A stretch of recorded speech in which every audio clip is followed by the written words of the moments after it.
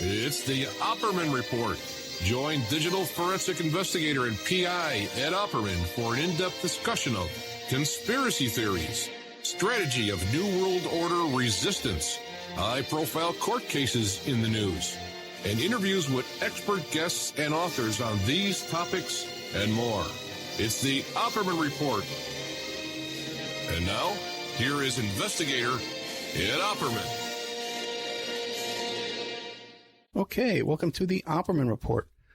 I'm your host, private investigator Ed Opperman, and the show is brought to you by CartKing.com.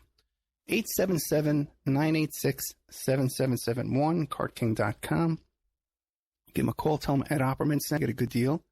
If you're about opening your own mobile cart kiosk, perhaps your business wants to add multiple point-of-sale locations across the country. Maybe the facility you manage could kickstart revenue by adding coffee, food, or retail services. CartKing.com can be the answer to your needs. CartKing.com is a North American designer and manufacturer of the finest mobile retail, coffee, and food kiosks that money can buy. For 20 years, CartKing.com has been working with clients and corporations across America to provide indoor and outdoor carts, kiosks for any application, from large, heated, and secure outdoor retail or food kiosks to smaller mobile coffee station carts and kiosks indoors. CartKing.com designs and builds them all. You go to their website, cart-king.com. They'll design it for you. They'll build it for you, and then they'll ship it worldwide, wherever you need it. CartKing.com. Check it out. You could find my work at Opperman at emailrevealer.com. You can go there and get an autographed copy of my book, How to Become a Successful Private Investigator. Also, too, if you need any help being extorted, a little blackmail ring going on there, give me a call. We can help you with that. How did I get involved in this kind of business? I don't know. But it just seems to be something popping up a lot lately. If being blackmailed, extorted, I'm your man. I can help get you out of that. Okay. Adoption investigations, locates, asset searches, any kind of criminal defense work. Emailrevealer.com. You email me at oppermaninvestigations@gmail.com. If you need some consultation on your problems there. We got today a returning guest, one of my favorites, Mike Parziale. He's from mjvictims.com. He's got a Facebook page and a website and 20,000 followers on Facebook alone. So he's really he was involved in the Wayne Robson case there with Michael Jackson, and has really become an authority on Hollywood pedophilia and all these crazy cases we're always discussing.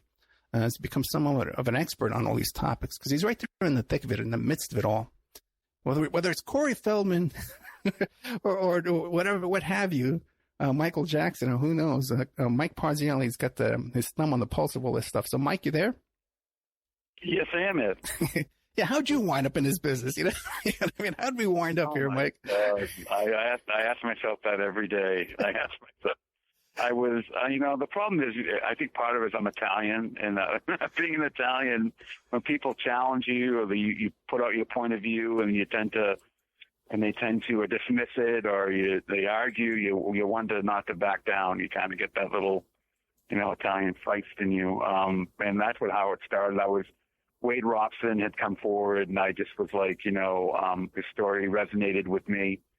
And, that whole situation did, and I started, commenting on various articles and things, and I was getting essentially, yelled down and harassed, and you named it, just for making my commentary known. As a CSA survivor myself, I kind of understand where a lot of this comes from, and I just decided, okay, I can either just keep on trying to, comment on these various sites, or I can just create one of my own and try to get the news out in a different manner. And it started out, like I said, previously, it started out with the Michael Jackson case, and then it's just morphed into, and a lot of it was really people who were sending me things about various cases. I looked into the Jimmy Savile case, and already looking into the Franklin cover-up, and then it really went into a lot of Hollywood type of, what I call Hollywood child exploitation. And it just went from there and there and there, and it just keeps on getting, it keeps on adding. There's more information coming out and especially nowadays, almost daily. Right. And like you said, you have to be tenacious. You have to be very persistent in this, because especially online, with this topic, there's more organized chaos and confusion than any other topic you could debate, JFK or UFOs or any other topic that's like controversial. When you get to this, there's an organized opposition out there that are ruthless and will tear you down and attack you personally and investigate your life and dox you and all that kind of stuff, like few other topics out there. Oh, there's no question. And the reality is it's a very visceral type topic. It's something that most people that are, most normal people would say, if you're going to, the harming of children in any way, right, is reprehensible, and that gets right to you. And when you put out that information, a lot of people just have a shivering cringe to it, because it is so difficult to understand, and it gets really people, in some cases, even visually upset over it. But there's also the other side, where these people that are doing these things, especially people that are organized, they're going to do whatever it takes to make sure that the information is really downplayed as much as possible. And it's what's funny is a lot of times when these topics are talked about, they won't get into the actual real dialogue. They'll sort of sugarcoat it, or they'll make it sound less than what it is, and so people can gloss over it. And I find that all the time. It's amazing how many times you mention the word. They don't want to use the word child rape. They'll use every other word you can possibly think of instead of using the actual correct terminology. Yeah, I got a couple of shows in the can already. I'm doing one about the Finders case with a fairly unknown guest on there who's doing great research and stuff. And what a fascinating case. You'd think this would be headline news all over the place. CIA connections and just the bizarre Washington, D.C. connections all over the place. But again, very little. There's no book. No one's written a book about it. No one's done a documentary about the Finders. Well, I would be listening to that, because I thought that case is incredibly intriguing. The fact that you had documented evidence, and the fact that you had these, even back then, these sort of transfers of money going on, I guess, to China, and selling of children, and the fact that you had children, you actually had children that were found that were, there. They were actually there. It wasn't something that was, right. Well, they thought they had them. They may have been. They had them, and they let them go. It's children who didn't know what a telephone was, who didn't know what a TV set was, who didn't know, like where kids who were being raised, feral kids, basically. I don't think they even knew what a bathtub was. So fascinating. Yeah. The most telling point about that is it took an anonymous, just average citizen to call in and report that. Right. To have the police come down. Just an average person could see there was something wrong, but yet all these investigators and the FBI, who was probably in their eyeballs up to, and the CIA, whoever, just say, oh, well, this is not a matter that really, this is an international matter. We have to let them go. Fascinating. I don't know if I'm looking forward to that show. Oh, yeah. Well, that's coming up. It's already in the can. And I got another one coming up that I recorded, too, as well, with one of those models from that UK documentary that was hit on by Trump when she was 16 years old. And breaking news coming out on that show, she tells us about another girl who she met, was 17 years old, who dated Trump when she was 17, who was a model named Nadia. So a Russian girl, by the way, too. So it goes a little breaking news coming out on that one, too. That's, I forget her first name. Pillings is the model's name who we're going to have on the show. Now, you've got something going on, too. Now, and this is the first I'm hearing about it, is you're working on a documentary film? Yeah, I'm kind of calling it a mini documentary, but I'm working with a person who I like their work. I like how they put together, videos and things like that. And we're taking our time on it. And essentially, there's going to be two parts to this. The first part is called, we haven't really named the second part. The first part is going to be called Michael Jackson Fanatical. And what it's going to be is not investigating, but documenting the fanatical behavior of these Michael Jackson fans that have really harassed, threatened, intimidated, belittled. I mean, I can go on and on about how they operate, what they almost come in like these groups of individuals that will just, as soon as there is a story that, comes forward about, like Wade Robson did a new interview with Inside Edition, I want to say several months back, and I literally, my page for days was just inundated with just awful content. And my page at this point, it's more than just a Michael Jackson page. It's about all different cases. We cover all different, scenarios, not just, child rape. We cover adult rape. We cover many cases. And to have them just blatantly post this publicly, and some of the most horrendous things you want to see. But it goes from the Jordan Chandler case all the way up to present, and how it was, how it started, and how the PR machine was put in motion to what we call rile up the bases, and how it, and then went into the Arvizo case, and then went into afterwards when Michael Jackson passed away, and how his history's been whitewashed, and yada yada. So we're taking a real careful, look at this, and it's never really been done. It's never really been done, I think, where it's like, okay, we need to address this issue of, you have every right to be a fan of somebody. You have every right to admire their work. You have every right to say, you know what, I think Michael Jackson's innocent. You have every right to that, but you don't have the right to come in and literally harass, threaten, and intimidate victims, or what I believe are victims of child rape. You don't have that right. And that's what this whole documentary is going to focus on. And it's all their own. What's funny is they gave me all the material. Material isn't even, most of it's on my page. Most of it is on, other, videos that were put out, that the comments are just surreal. So it's going to be hopefully, I'm hoping I'm going to try to do this the right way. I'm going to try to advertise it, try to put out like a little teaser type thing to get people to watch this, because, and hopefully there will be somebody that's, a really big YouTuber, or somebody that's, that can get this trending, because it's really important that this, everyone talks about the Me Too movement. They were the first, they're one of the first to come forward against somebody of that substance, besides Roman Polanski, of that substance, and come forward and say, hey, this, international superstar raped me.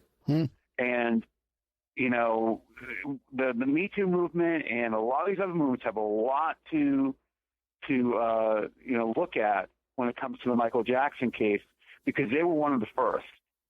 And we didn't have the internet, we didn't have social media, we didn't have anything. And I'm hoping that the documentary really hits home. I just saw a rough draft of some of the beginning of it, and it looks fairly good. And we're gonna, I'm taking my time on it. Okay, I'm really looking forward to it.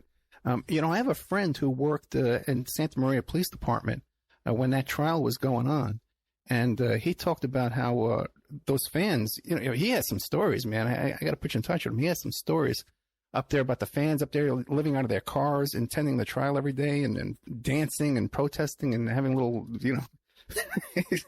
little get-togethers and stuff. Just bizarre bunch. So maybe he's got some video too or something you could use. That'd be great. Please do. Yeah, yeah. Yeah, please do. Anything will help. Trust me. Yeah, we got to work on that. Okay, so we got you back here, and it's been a flurry of activity in the past few weeks. All these different. You sent me a whole list of people here. What do you want? You want to start with James Gunn? Yeah, I mean that's where I think it started with me, because I'm not only arguing with people online. I'm arguing with friends over this. James Gunn put out a really, first of all, people know James Gunn is. James Gunn's a writer. He was an actor. he started his acting career in the trauma movies, like the Toxic Avenger and all those B C type movies that came out by Trauma Films, and that's where he got his knowledge of the film industry and whatnot. And he also directed movies like Scooby-Doo, and he directed the Guardian of the Galaxy movies, which is that series is owned by Disney. So Disney actually is the people that are putting out that particular series. Now, what happened with James Gunn is that there was a man by the name of Mike Cernovich that came forward, and I almost wish it wasn't Mike Cernovich, because not that I don't like Mike Cernovich or I don't know really much about him, but it was easy to attack him because he is very much vocal when it comes to Donald Trump, and when it comes to a lot of the issues that were surrounding Donald Trump. So it was a very easy target for them to say, well, this was nothing but a witch hunt, and Michael Cernovich was just going, trolling through other people's Twitter accounts, trying to find damning information. But the reality is, when you look at the actual tweets that he put out, and there was dozens of these, and he ended up having to literally, I'm sure he did it out of his sort of self-preservation. He deleted his whole Twitter account. So, but a lot of people will say, well, these were just jokes. He was just joking about this. But some of the tweets, I'm going to read you some of these, and I'm going to try to clean them up a little bit. But you have to realize this is a man that's working for Disney. This is a gentleman that is in a director position, now a position of power. And this is something that he supposedly put out in 2009, 2008, somewhere around there.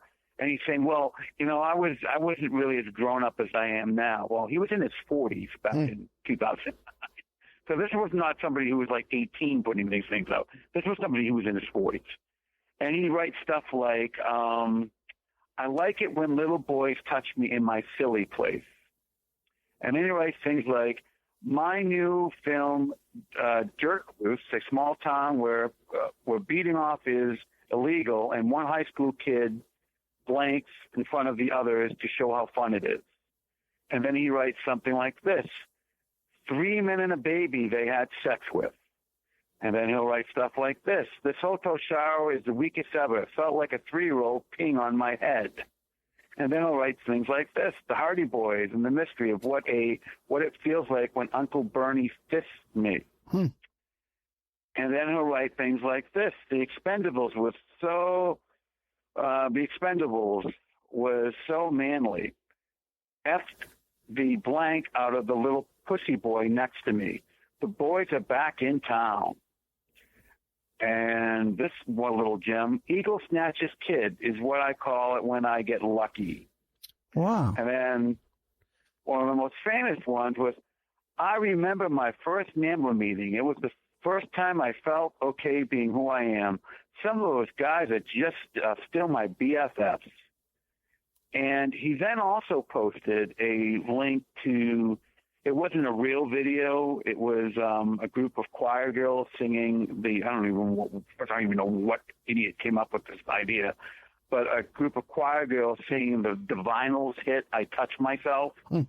So he retweeted a tweet from a gentleman who's now a convicted pedophile, and it said, it had like a fake link to it, and it said, 10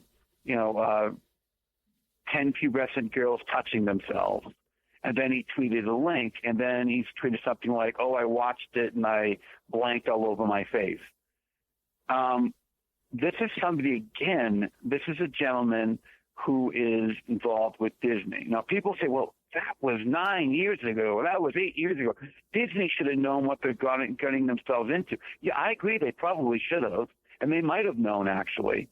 But here's another thing. If I'm working for Disney and say I'm in that type of humor, no, I'm not claiming this guy's a pedophile at all. I'm not taking that leap. What I'm saying is that he's contributing to tearing down the framework of what keeps society together. You know, these types of jokes, what happens is it's almost like what the internet has done to so many cases, where people get desensitized to material.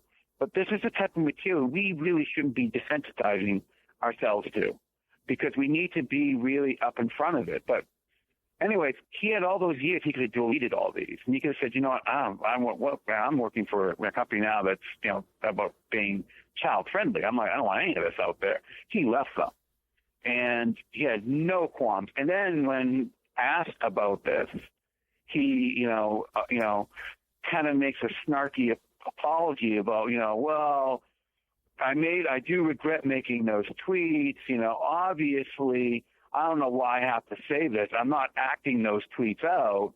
Well, the reality is that we don't know.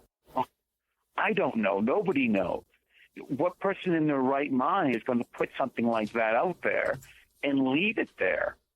And you then have all of the cast members defending him because he got fired from Disney. And that surprised me. When people said, well, he got fired from Disney, I'm like, just over these tweets? Does anyone know the history of Disney? Does anyone know that Disney had a convicted pedophile as a director on one of their movies called Powder, that when they were confronted with this, sort of brushed it off, let him finish the film, and then promote the film? Does anyone understand the history of Disney here? So if they fight him over this, I think there's probably other things that they're more concerned about. Disney is not is not this puritanical type corporation that's looking to clean the world here. Disney is probably up in their up into their eyeballs in this. Now, you're saying that these posts were from 9 years ago?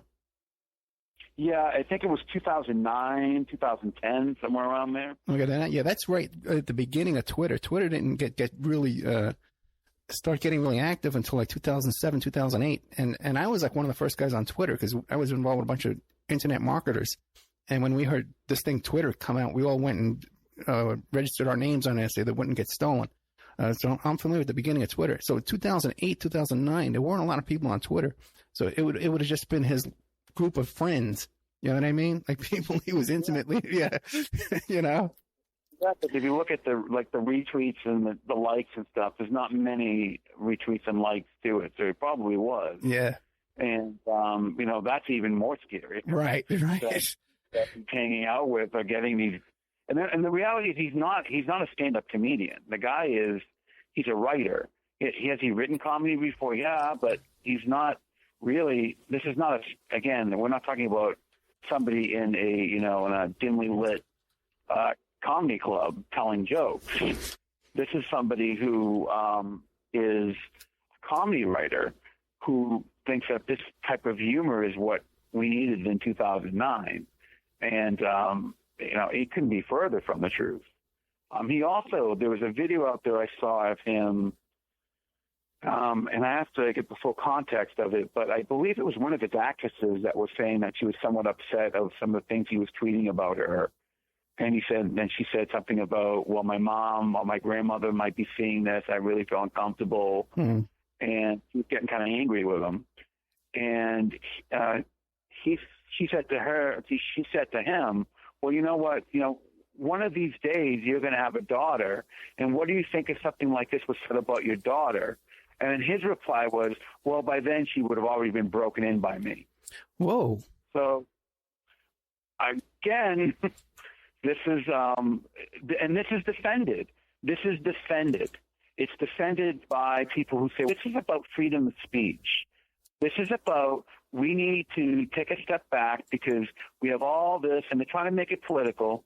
They're trying to say, well, this is revenge from the people from the right who are saying, well, look what happened to Roseanne Barr, so now we're going to orchestrate this attack. And you know what? It could very well be so. I don't know what the motivations of the person putting this out is, but I know what I'm reading, and I know how harmful that information is. And my viewpoint is, I don't care what partisan, I don't care what political side you're on. It doesn't take that much of a moral leap to look at this and say, you know what, this is unacceptable for somebody, especially who's making children's movies, to be anywhere near children, anywhere near them, because we don't know what your mindset was. We don't know. We can't get into your mind.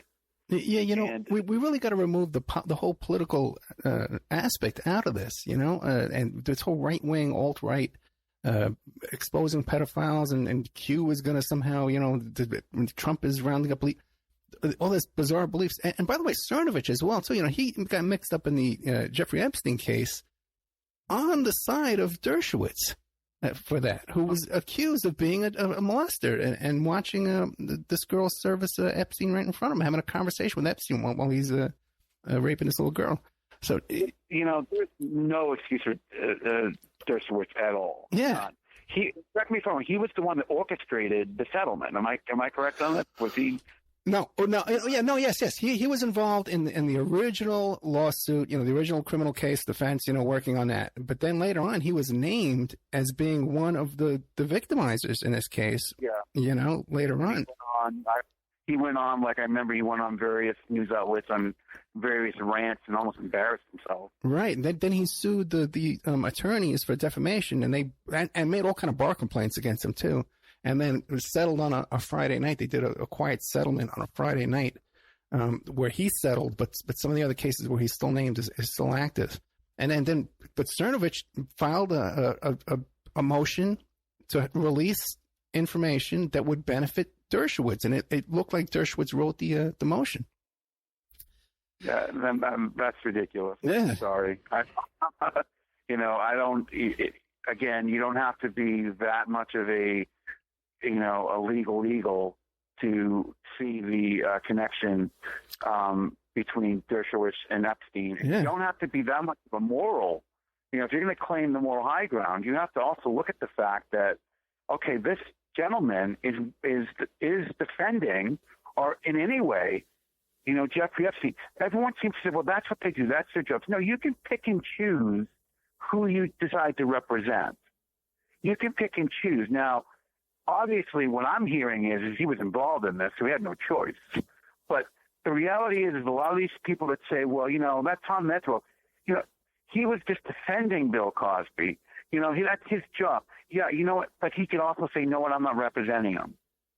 And these defense attorneys that get away with a lot of, in my opinion, a lot of crap, where they just will tear apart some of these accusers, need to be held accountable as well, because a lot of them are not.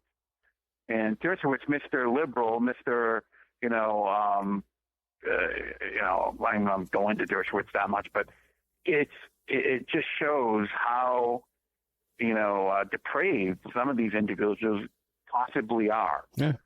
And in the case of Dershowitz too, I don't think he had much choice in defending Epstein, because before Epstein was ever even arrested, he was donating all this money to Harvard, and propping up Dershowitz over there.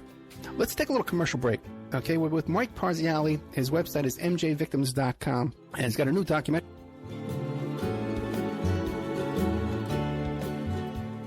And now a word from our sponsors.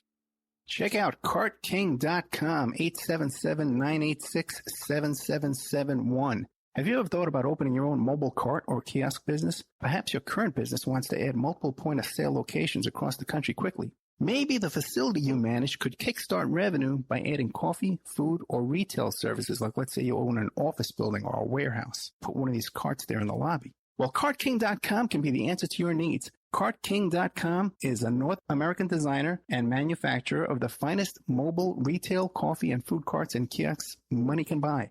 From large, heated, and secure outdoor retail or food kiosks to smaller, more mobile coffee kiosks or coffee stations, coffee carts, CartKing.com designs and builds them all. Carts and kiosks are fun, and so are the dozens of designs on the website, CartKing.com. Please visit today at CartKing.com or just call them at 877-986-7771. Tell them Ed Opperman sent you and you get a good deal.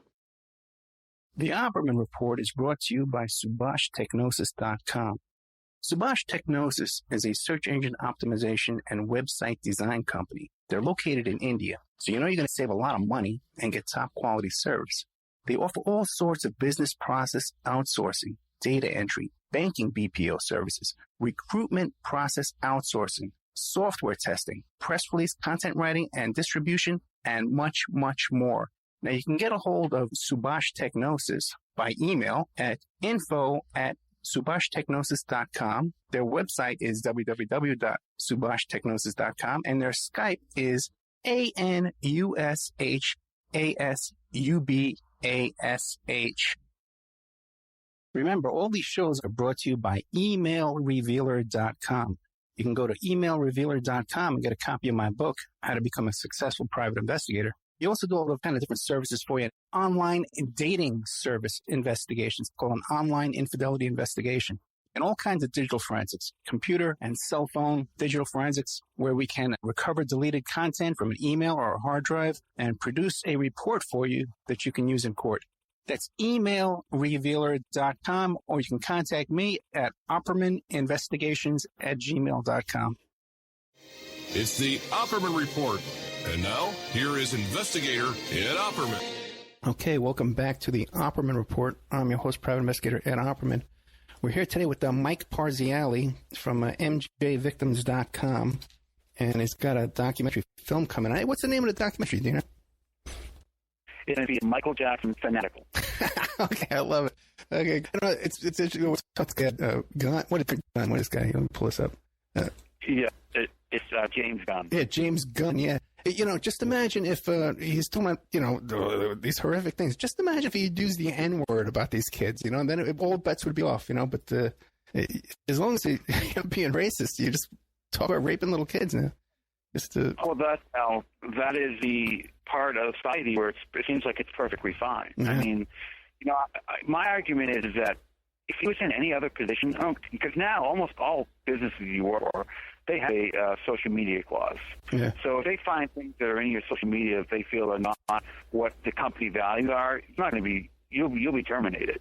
But let's put this in a different perspective. Let's say he was working as a teacher, or he was working as a police officer or a judge or whatever, or especially anything to do with where there was children involved, okay, when he was a teaching. And if it out immediately, they would very sabbatical and person was fired. Mm-hmm. And the reason is that the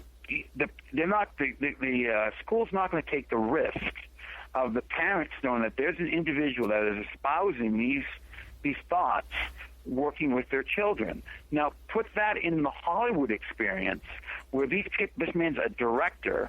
He has a huge amount of power. There could be children on the set, and they're unsupervised more than likely, and he has more access to them. Why would anybody in that position want to hire him for that type of in that type of environment? If you want to direct adults that maybe can hopefully defend themselves, then that's a different story. But we're talking about he's directing movies that are geared towards children. I can guarantee you, whether there's children in the movie, they're probably around the set. And unfortunately, I think in this case, for whatever reason Disney did it for, they made the right decision. No, you're not going to be around children. When they allow it, you're gone. But there is all of his cast, a majority of the castmates and crew have signed petitions to get him rehired.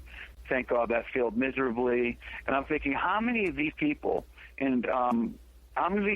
have children, I wonder how many of these people have children, and what if their child was put alone with this gentleman? Would they allow it? Would they allow their child to be hanging around James Gunn after knowing these things were said? Mm.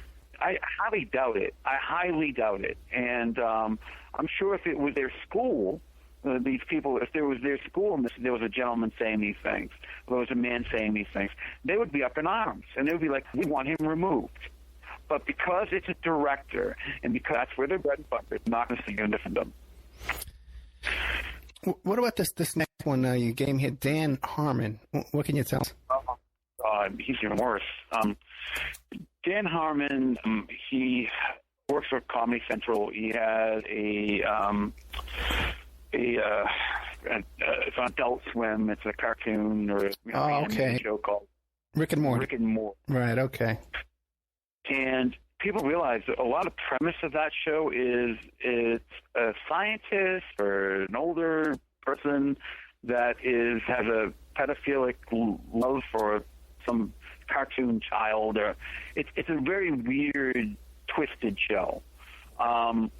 And I'm going to get into some of the things that were really, I don't even know how they even air these things. But the main thing he got in trouble for was that he said that he was doing a takeoff on the show Dexter.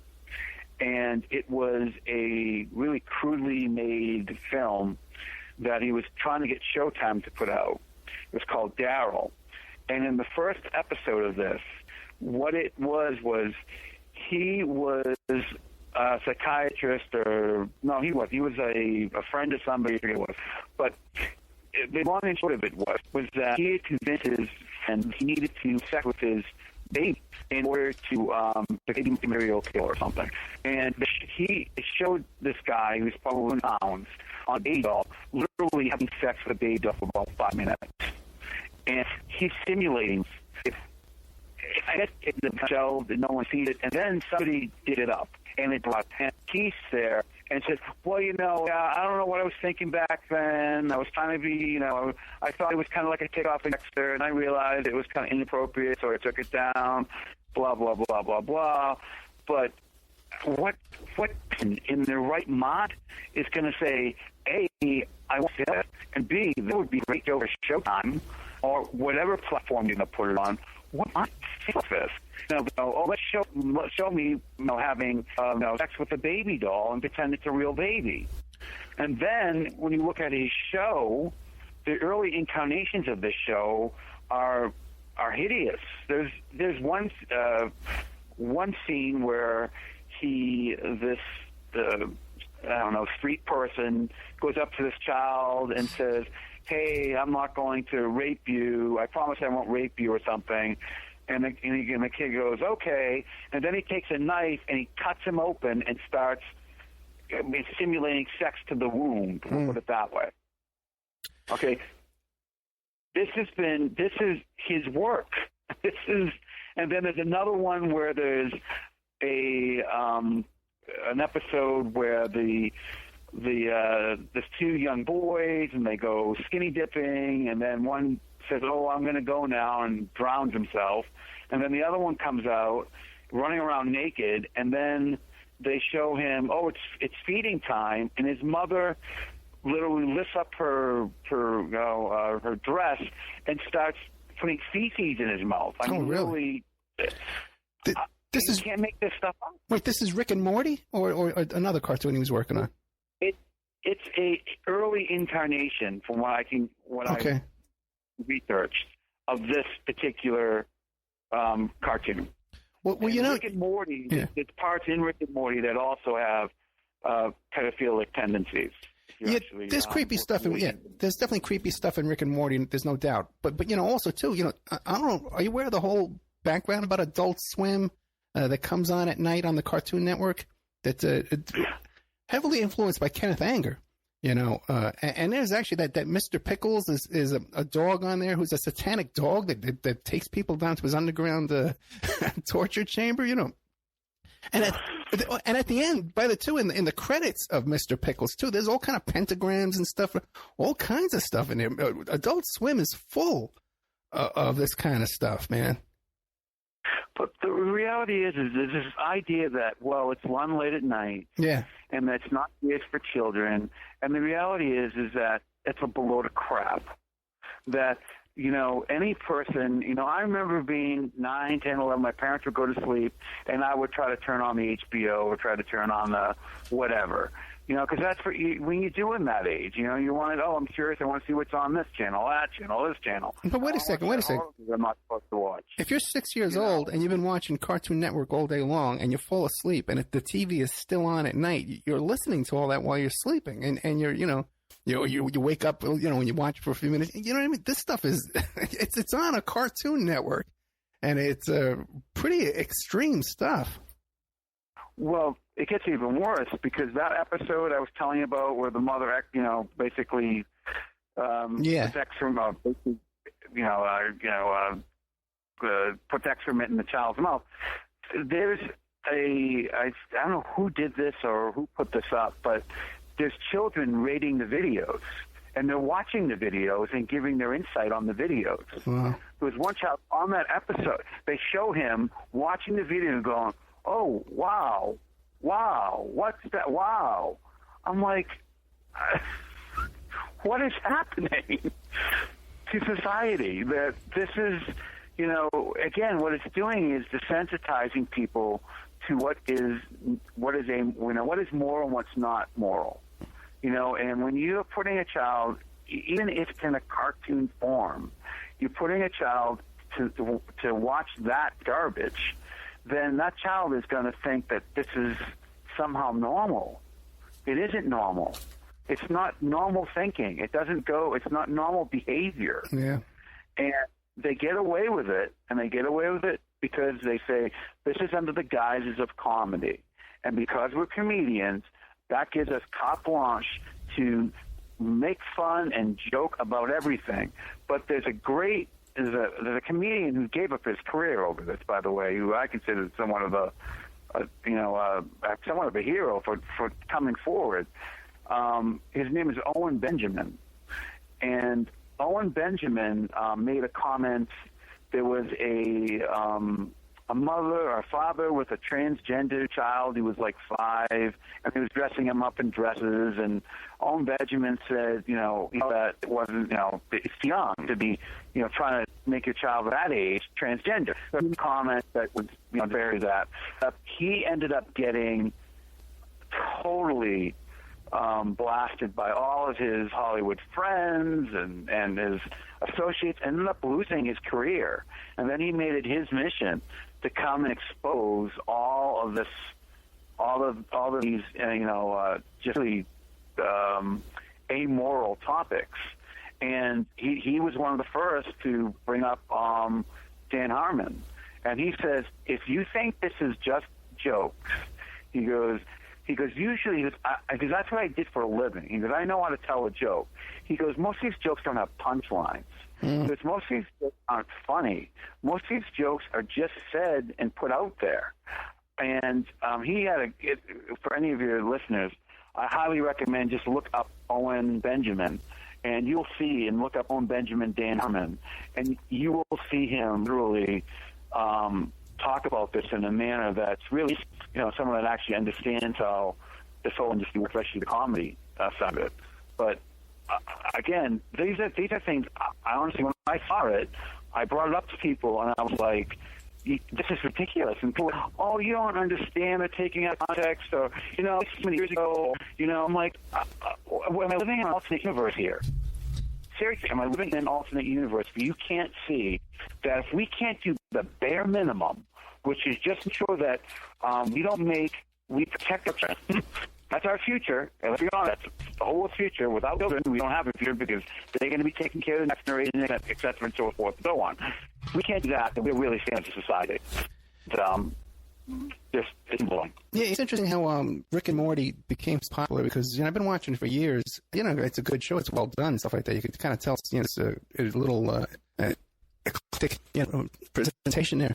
But how popular with these T-shirts and stuff like that? Like everyone thinks it's so cool. And that seems to me a bit artificial to me. Now, the next one you got is Michael Ian Black. Let's start with him. Yeah, he's an actor, a writer. He's I call almost like a reality star. He's been on a lot of like at down VH1 back in the day. They would make commentary on certain, like they would watch a video and make a commentary on it and things like that. But he's done a lot of things. He's right now he's working with Bobcat. I have prompted about things. Who also, by the way, has defended James Gunn, doing something called Misfits and Monsters. He did things like Dogs in the Park, which is a TV series. He did the Jim Gaffigan show. He did the Amy Schumer show. He's done a lot of stuff, and he's been around for since the early 90s. So Michael Ian Black, what happened was as soon as the James Gunn thing hit, people were looking at other people's Twitter pages. And they were finding that this was not just a one-off type of thing, that there were other people that were posting some also pretty vile commentary. And I have some over here. It's going to get a read for you. Okay. What's Latin for bring me some boys? Again, where's the punchline? Idea, set little containers of jizz as boy caviar. Or things like, my day so far, mini reads, writing quick baby F jokes, more writing, picked up kids from school. Wonderful. Hosting a bunch of 11-year-old girls for a sleepover tonight, terrified their parents will find out. And here's another one. What's a great gift for a 5-year-old boy? And don't say a bottle of Walgreens generic, basically, I can't pronounce it, that's acetaminophen, because it's not. Basically, we'll put the child to sleep. What about teenage boys? I mean, should they vote? Should we? Oh, okay. What is about teenage boys? I mean, should they vote? Not should we vote on jerking off to them? I mean, it's weekend kids fun. Put a star-shaped cookie cutter over your child's butthole when they poop and watch the delight of star-shaped duties. Yeah. What is the exact length of time my children give me backwards before it gets creepy? You know, it just goes on. And some way, just change your baby boy's diaper in front of me, in front of everybody at the gate. Unimpressive penis. My mouth is all the bathroom you need, big boy. I mean, I can go on and on and on. It's wait, let me ask you a question. He mentions getting a massage from his own kids. Does he have kids?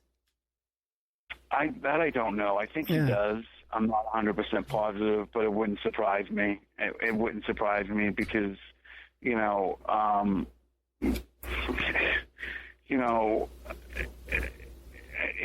has mentions like on several of his tweets. Where is it? The one that I thought was really just. Now here's another one. I don't like watching iCarly with my daughter because there was nobody on that show I would want to molest. Okay.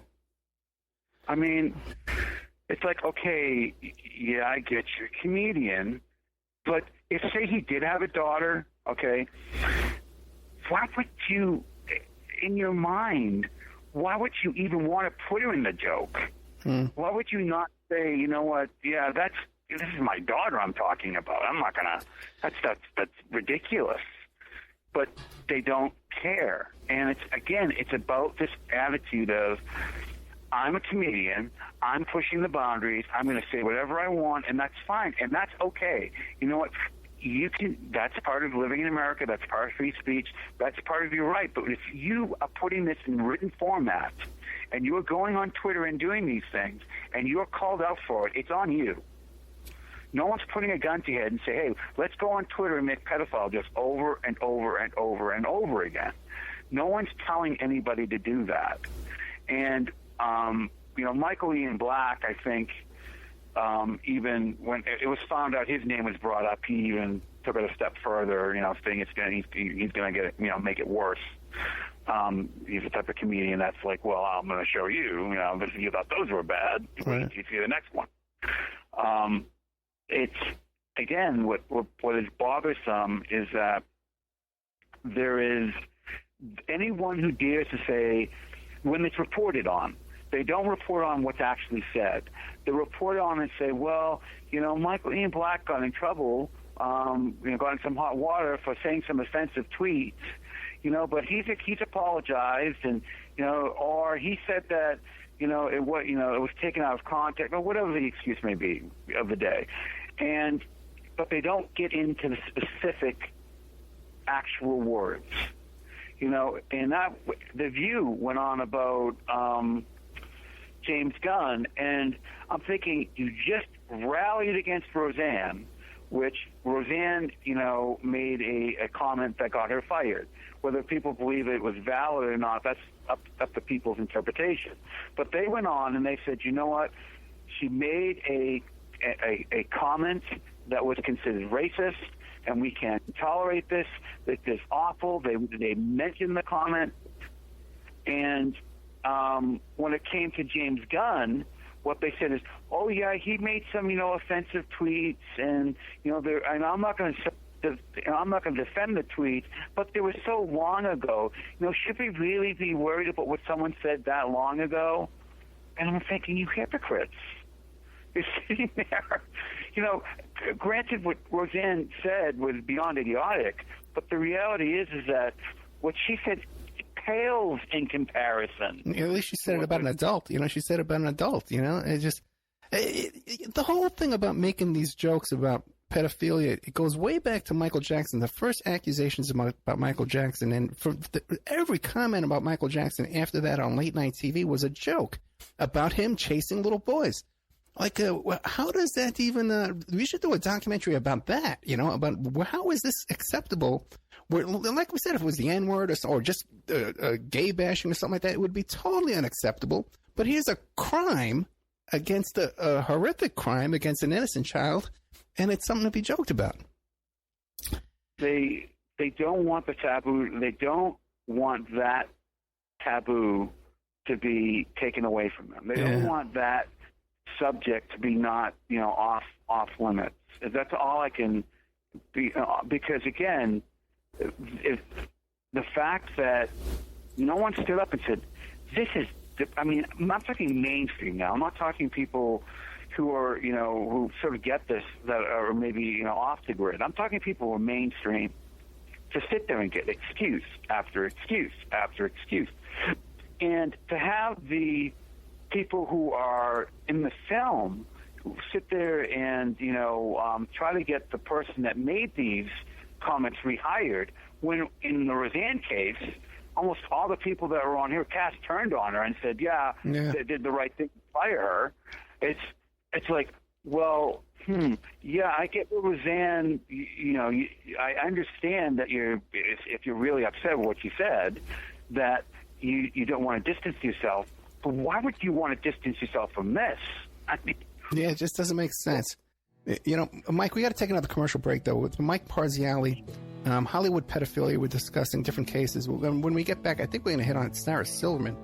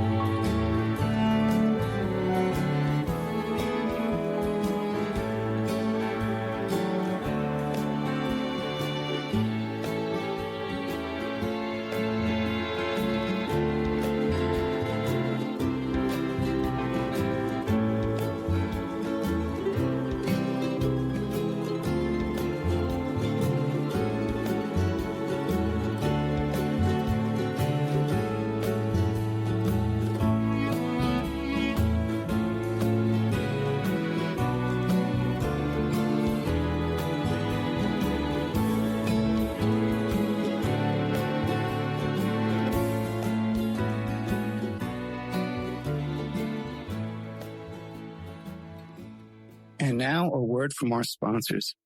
Check out CartKing.com, 877-986-7771. Have you ever thought about opening your own mobile cart or kiosk business? Perhaps your current business wants to add multiple point-of-sale locations across the country quickly. Maybe the facility you manage could kickstart revenue by adding coffee, food, or retail services, like let's say you own an office building or a warehouse. Put one of these carts there in the lobby. Well, CartKing.com can be the answer to your needs. CartKing.com is a North American designer and manufacturer of the finest mobile retail coffee and food carts and kiosks money can buy. For 20 years, CartKing.com has been working with clients and corporations across America to provide indoor and outdoor carts and kiosks for any application. From large, heated, and secure outdoor retail or food kiosks to smaller, more mobile coffee kiosks or coffee stations, coffee carts, CartKing.com designs and builds them all. Carts and kiosks are fun, and so are the dozens of designs on the website, CartKing.com. Please visit today at CartKing.com or just call them at 877-986-7771. Tell them Ed Opperman sent you and you get a good deal. The Opperman Report is brought to you by SubhashTechnosis.com.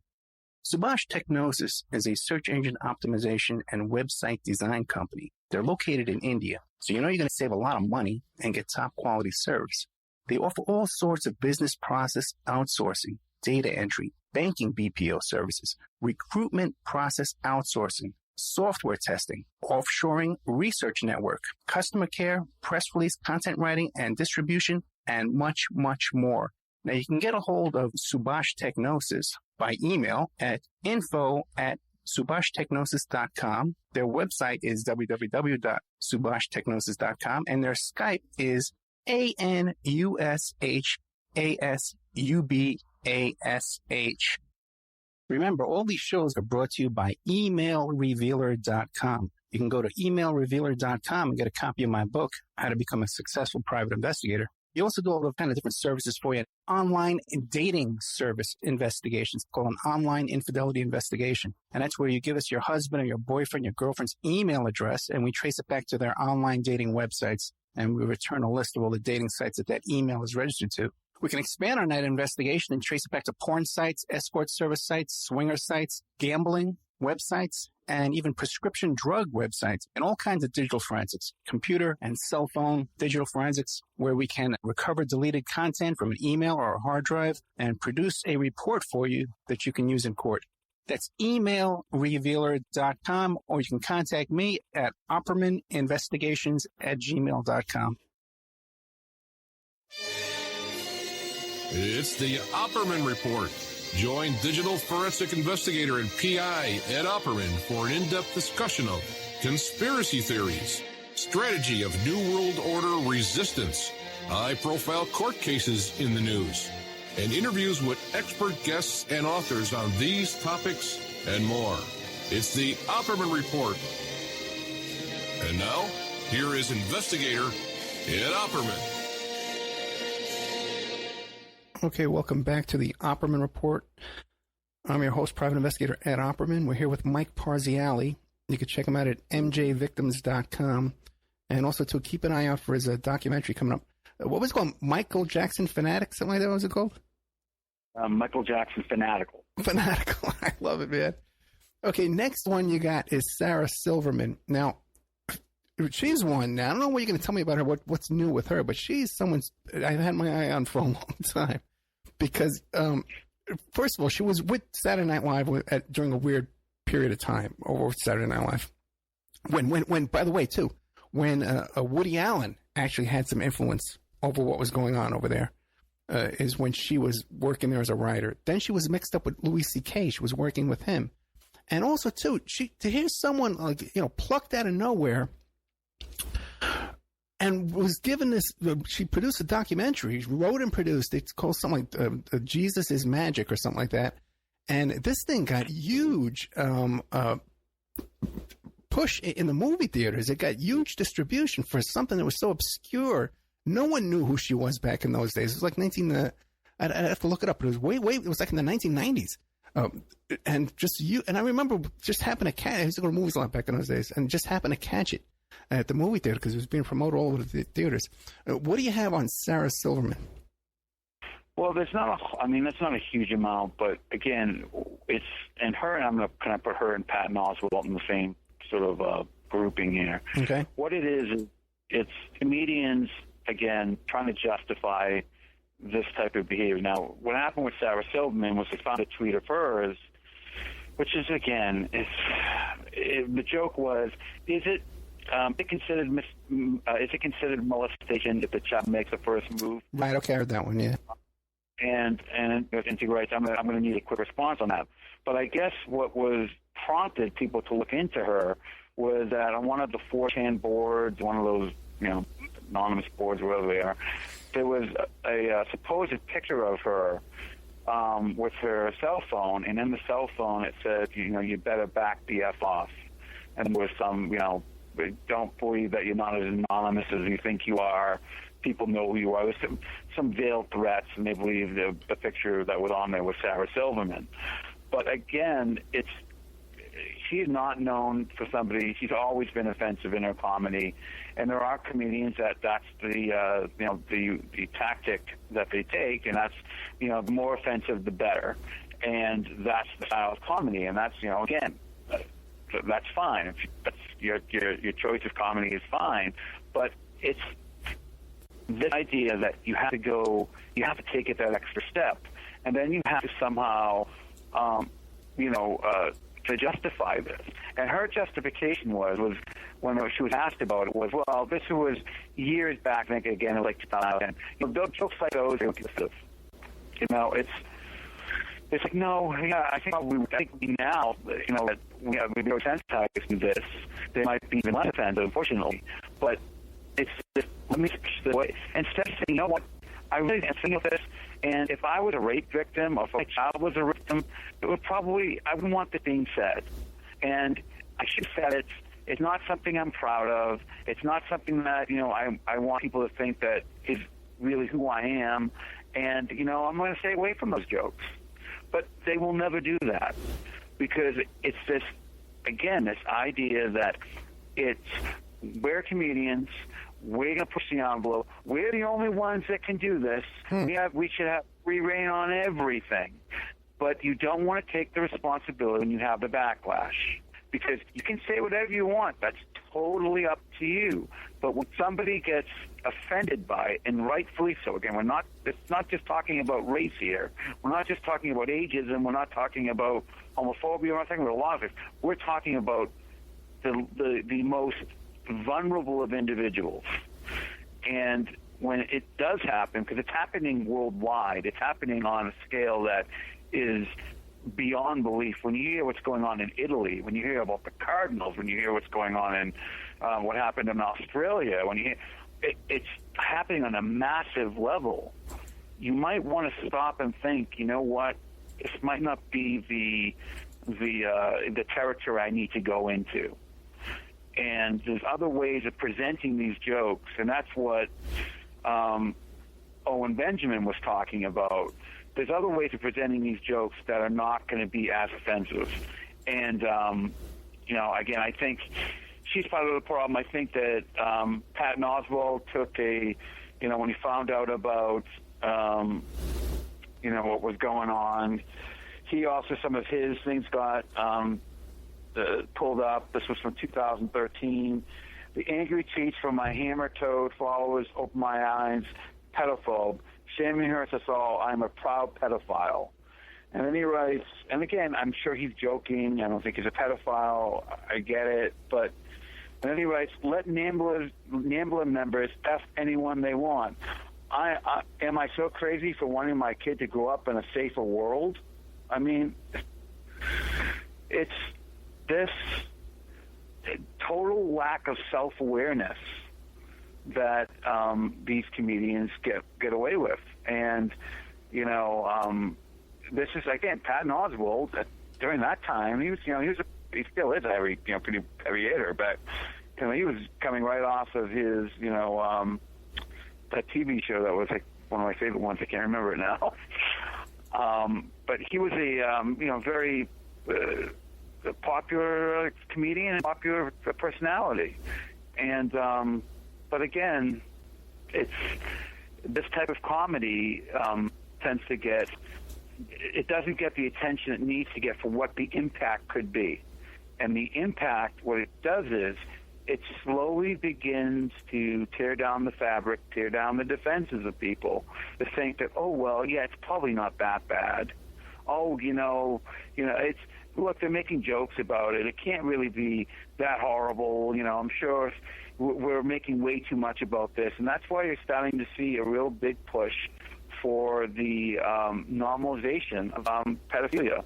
And they're now calling themselves pedosexuals. They want to be part of the LGBT movement. They want to be recognized. You're seeing a lot more favorable coverage, about, well, this is not a choice. They're trying to almost make it like a sexual orientation. They're not, it's not, it's a disorder. They're not treating it as such. They are minimizing it, and it's a slow process that's beginning to slowly ramp up. And it's getting rather, we're getting to the point where we have to start really keep an eye on this, because you're going to see more and more of it. They were showing one, we're seeing this, they were showing a documentary or some show, maybe it was on Vice, I'm not sure, about this 9-year-old drag queen.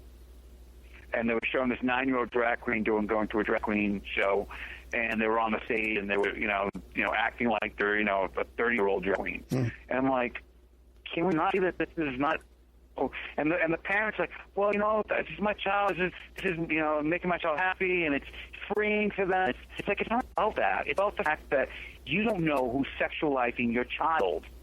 You don't know who's in that audience. You don't know what position you're putting your child in. The idea is you protect them. You don't put them in these ambiguous situations where they can be treated as treated as victims.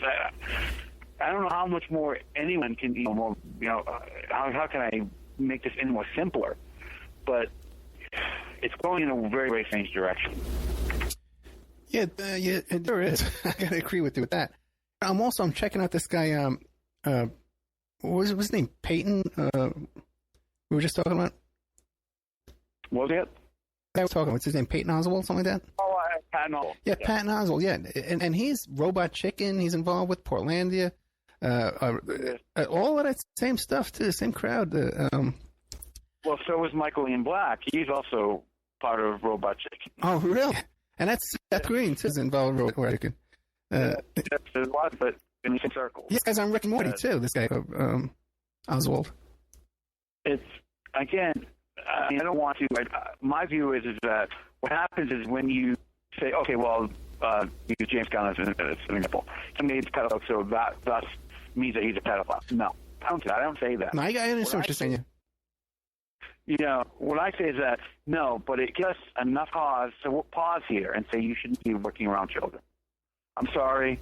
We have to take whatever it means. We have to take to make sure that the children that are on that set, who are not unsupervised, are not put in any sort of harm's way. And you might be the exact antithesis, exact opposite of what a pedophile is, but we can't take that chance. Well, not only that too, but I think we need to have the same kind of intolerance as we do for racist jokes. You know what I mean? Like it's unacceptable, man, to make these kind of bigoted, racist jokes, homophobic jokes. You know what I mean? They're just hurtful and for no reason. It's unnecessary. And it's these. Why isn't this as taboo as those jokes? It just doesn't make sense. I think it's not a race, maybe. I think because it's children. I think, and a part of it, too, is the people who are in the, what I call the CSA group, the people who are survivors of this, we need to start really mobilizing. As, there's tons of different organizations that are out there, all sort of splintered around. We need to start mobilizing as one voice, as groups that are ethnic groups or different groups. Say, you know what, we are the voice. We're one voice here, and we there's the numbers, and we're not going to talk this anymore. And I remember bringing up the Michael Jackson thing to some group, and they said they really want to get involved because they didn't want the publicity. They didn't want their name tied to something that was that high profile, meaning that they knew that they were going to get a lot of backlash for reporting that. And we need to stop. We need to get away from that. it doesn't make a difference. It doesn't make a difference if it's happening in Hollywood. It doesn't make a difference if it's happening in Washington, D.C. It doesn't make a difference if it's happening across your street. It's irrelevant. It's all important, and we need to band together and say, look, we've lived through this. This might be laughing and joking for you, but not for us. And look, if you're in a comedy club and you're in a setting where that is where it is, I can almost say, you know what, I can kind of get that. You're in a comedy club, but you're in that position. You're going to that venue on your own. But when you're willfully posting this on Twitter, where anyone can read it, no matter, you don't know if you're a survivor of abuse. You don't know if someone's just coming in to check out your page and you have no idea who's reading this. You're putting out in mass. No one's coming to pay ticket to see you. They're just seeing what you're about. And to do something like this is just rather cruel. Yeah, and you would think, 1 out of 5 people were molested as a child. You would think that that's a pretty big group, that you wouldn't want to offend, but yet it's and I think it's because we're not as mobilized as we should be. Yeah. I mean, there's so many different groups, and they all cater to different things, I think, and I think we need one central group that's more so handling the public relations aspect of it. It's more so handling, it used to be when offensive things like this happened, real offensive things. There were certain things that I think people went up for no reason, but when real offensive, people would mobilize and they would contact their senator or they would contact the local TV station and say, what the heck are you showing this for? We don't have that anymore. It's almost like everything is such the availability is so much there now, and it's so much information, and so much is, it's like nothing. We're taking away the most important things in society. We need to start bringing them back, I think. Now, this would be a good time to get to the next one, which is Sarah Ruth Ashcraft. Now, I know very little about her. She's making accusations against people like Hillary Clinton and stuff like that, and I think Tom Hanks, too, she's saying as well. I know very little about her. Where did she come from? Well, according to her story, she says that her father and her uncle were basically into the sort of MK Ultra mind control, right, sadistic type of behavior, and that her father essentially groomed her to be essentially a sex slave for various, financial, wealthy elites and influential movers and shakers type of things. She is, again, it's an interesting topic because this topic has been around for so long, and it never really ever gets any real traction. Because what happens is that as soon as you say the word MK Ultra, as soon as you say the word, Satanism, as soon as you say the word, that your family is, it's sort of a family affair, right, where you have, brothers and sisters and etc.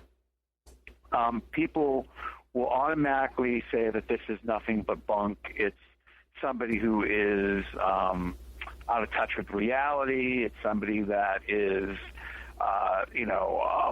just wants attention, has some psychological issues. And again, those can all be true. And I'm very careful when I read a lot of these particular, these particular instances, because, again, people can be psychotic. That's not unheard of. But people do have psychotic breakdowns. That's not unheard of. But when we talk about what her stance is this, is that she's been making these claims for a little while now. She goes, nobody has addressed it, and nobody has said, we're taking you to court, and we're going to sue you for defamation. Right. Now, people will say, well, why would they sue her? Maybe she doesn't have any money, or is it really worth it? Well, you would think just to get your name, to clear your name, just to say, you know what, no, I'm not allowing you to study my good name, especially Tom Hanks, of all people. I'm going to make sure that this gets brought to court. And even if the worst that comes out of this is that you get help because you're saying some really off-balance and psychotic things, then that's a good thing. But they're not. What they're doing is they're ignoring these claims. They're not.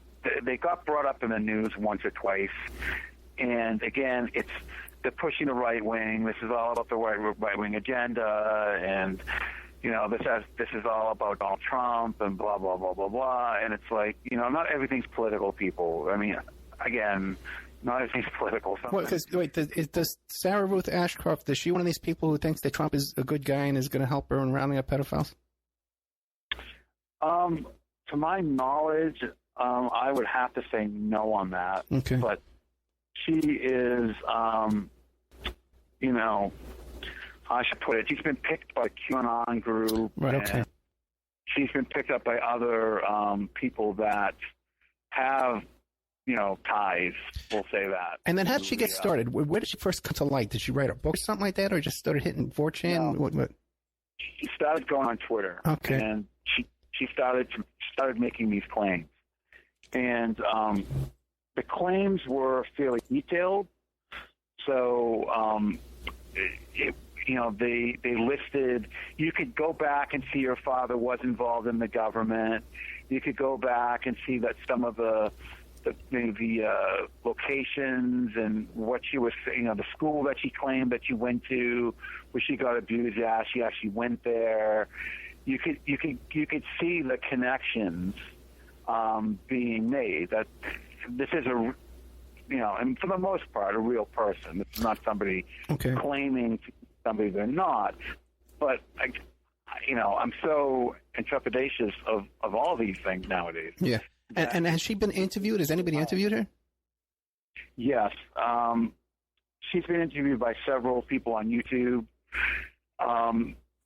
And she also has, talked to, and she has like a blog, and she has, like I said, her Twitter page where she posts a lot of things. Right. But it would be a very interesting interview if you could get it. I think that, because it goes in, everything she's saying falls in step with what other past victims of supposed MK Ultra and people who were supposedly these types of traffic slaves are saying that her story somewhat has a ring of truth to it. And it's somebody that when I read her story, it's I'm still on the fence over it. I'm not quite sure what to make of it, but it's to bring up such a name as Tom Hanks, and then what they did is they showed, again, I don't put a whole lot of credence to this, but they showed Tom Hanks' Twitter page, and I guess he has a lot of photos of he'll take a photo of like a missing one glove that's like on the street, or take a picture of a little girl's shoe, just one shoe that he found, and what's this? Why is this here?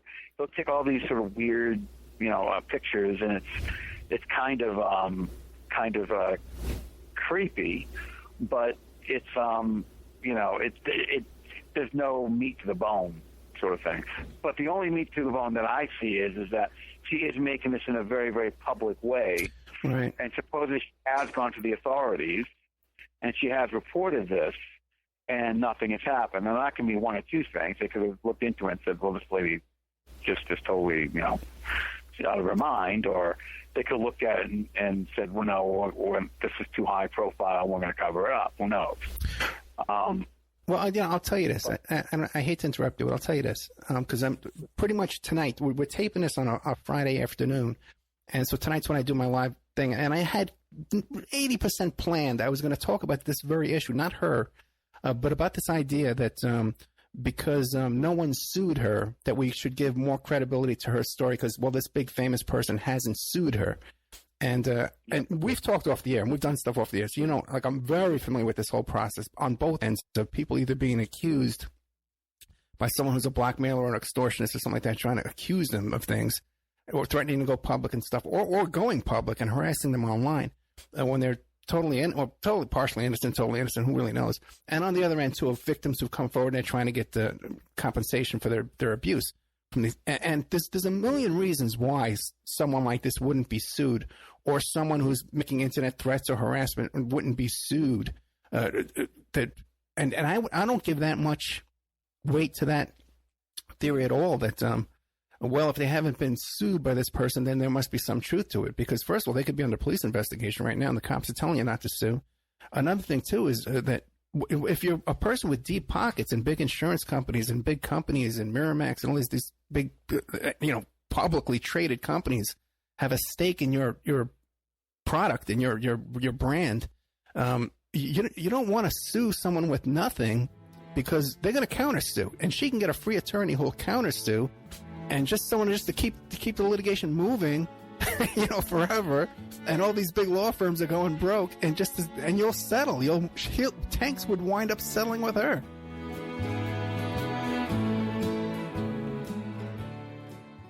And now a word from our sponsors. Check out CartKing.com, 877-986-7771. Have you ever thought about opening your own mobile cart or kiosk business? Perhaps your current business wants to add multiple point-of-sale locations across the country quickly. Maybe the facility you manage could kickstart revenue by adding coffee, food, or retail services, like let's say you own an office building or a warehouse. Put one of these carts there in the lobby. Well, CartKing.com can be the answer to your needs. CartKing.com is a North American designer and manufacturer of the finest mobile retail coffee and food carts and kiosks money can buy. For 20 years, CartKing.com has been working with clients and corporations across America to provide indoor and outdoor carts and kiosks for any application. From large, heated, and secure outdoor retail or food kiosks to smaller, more mobile coffee kiosks or coffee stations, coffee carts, CartKing.com designs and builds them all. Carts and kiosks are fun, and so are the dozens of designs on the website, CartKing.com. Please visit today at CartKing.com or just call them at 877-986-7771. Tell them Ed Opperman sent you and you get a good deal. It's the Opperman Report. And now, here is investigator Ed Opperman. I've been in situations with big companies where I'm praying they'll sue me. If they sue me, I'll drag them out forever, and they'll wind up paying me off to get rid of me. So there's a whole world, and then there's also the whole thing too with there could be police investigations in the background. They could just be waiting. The cops could be telling them, don't sue her because we're about to arrest her on something, or a lot of times too, they'll tell them, let her dig her hole, deeper. I'm not saying her specifically, let's excuse her from this. Yeah. But that the person making these allegations, let them dig their hole deeper, because ultimately you're going to have a criminal charges against them, So, or even to this, they could even be paying off in the back end too. That's why they don't sue, because there's a settlement negotiation going on right now. There's all kinds of stuff. So I'm going to do a whole show on that, hopefully better than I just did now, to explain what goes on behind the scenes in these cases, because there's a million of them out there. They're going on all the time. She goes really into a lot of, things like cannibal human sacrificing, right. And she goes into a lot of things that, she says this is about a 6,000-year-old plan for the world being played out through the centuries by a giant ancient family. So, what bothers me is when I read things like this, is that a lot of these are not just statements. They're like, they've been said in the past. Right.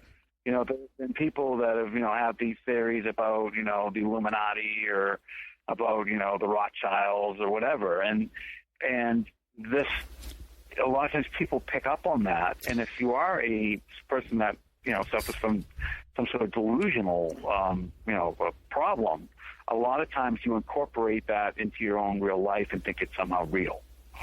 So, I don't know. And my view is that we have to, you have to be really careful when you talk about these things, because like you said, there's so many reasons you might not know, and it's very easy to use that to discredit what you're trying to do. Right. Where now everybody who's trying to expose these kind of things is being lumped in. And again, I don't know this woman or her story, but is being lumped in with the fanatical QAnon folk. You know what I mean?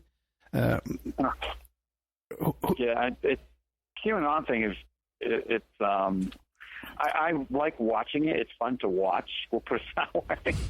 But I take, when I look at it, I see, that's kind of interesting. Yeah, that's a little bit interesting. But I take it with a very, very big grain of salt because I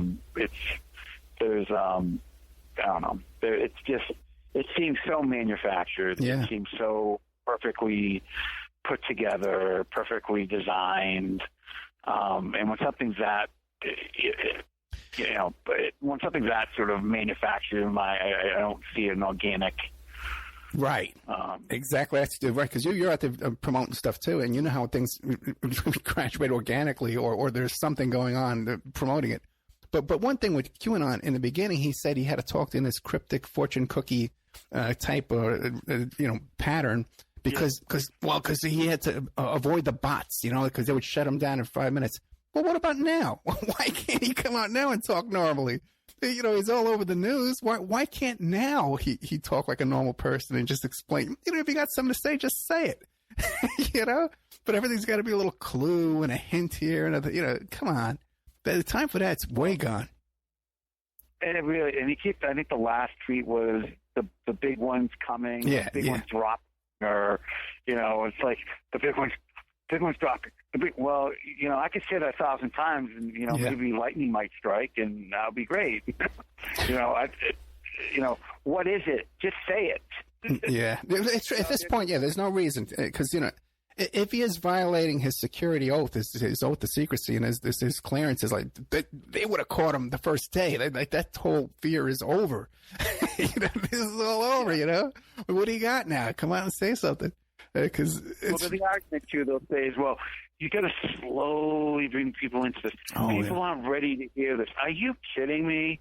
With all the crap that we've heard in the last 20, 30 years, all the things we've heard, I mean, on and on and on. Even I'm talking about stuff that is, verifiable, have happened. For God's sake, World War II, you had millions slaughtered. Millions. I mean, what more, how much worse can it get? Yeah, and just the fact that these guys... Reddit. Yeah, these guys on Reddit and 4chan who are so isolated to begin with that they call the average person a normie. They're normies. They can't handle what we know. Basically, and it's all just this incestuous little group, feeding each other more and more info. And they're all part of that same group, the involuntary celibates, the incels, and the men going their own way, and the MAGAs. They're all that same bunch, man, because they all know each other. And they're all, It's interesting. It's like I said, I watch it with a good.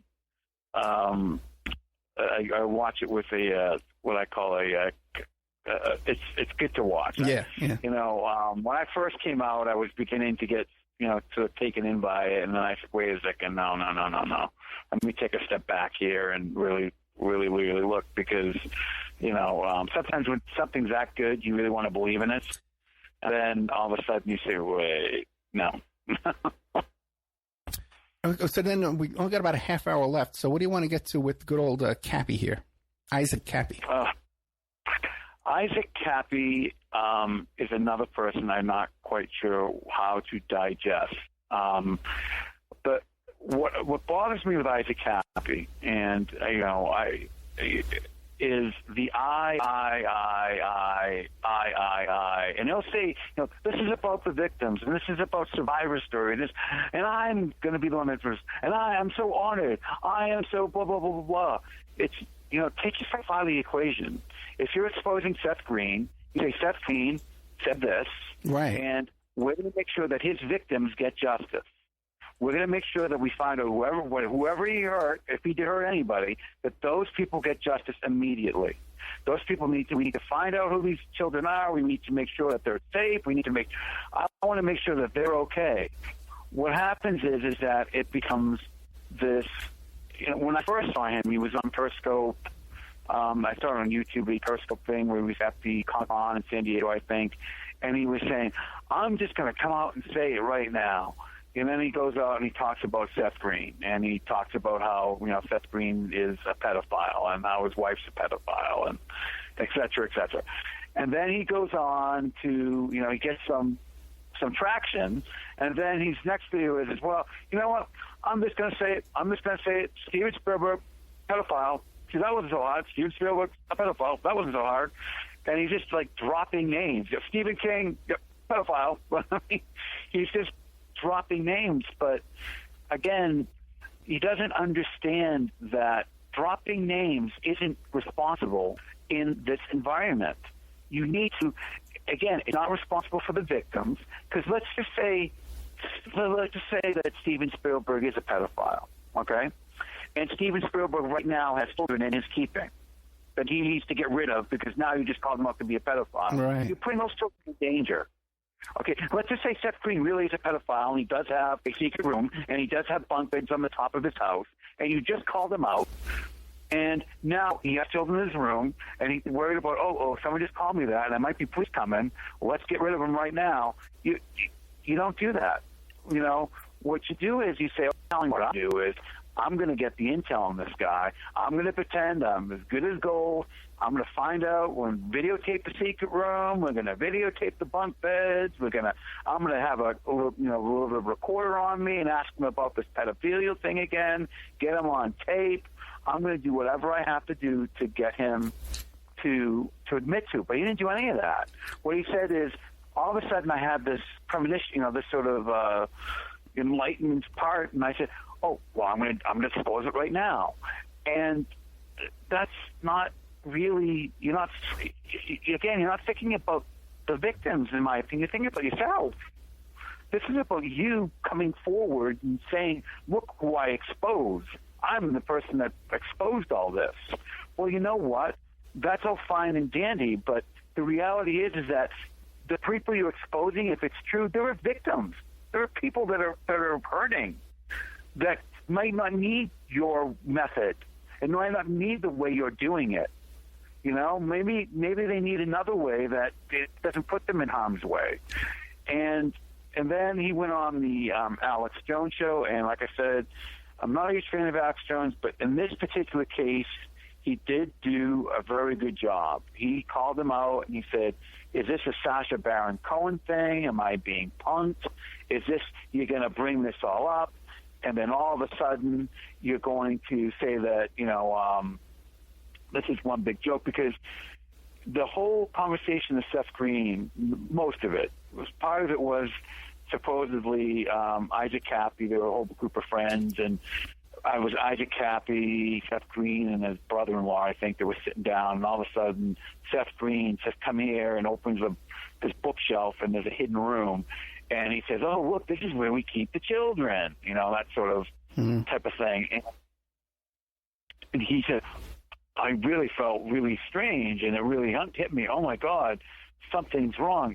Again, if someone said that to me and it was a Seth Green who's kind of a creepy sort of, it's a weird sense of humor anyways, I would be like, yeah, that's kind of odd, but, maybe he's just being a jerk or making a really bad case. Or I would ask him, what the hell are you talking about?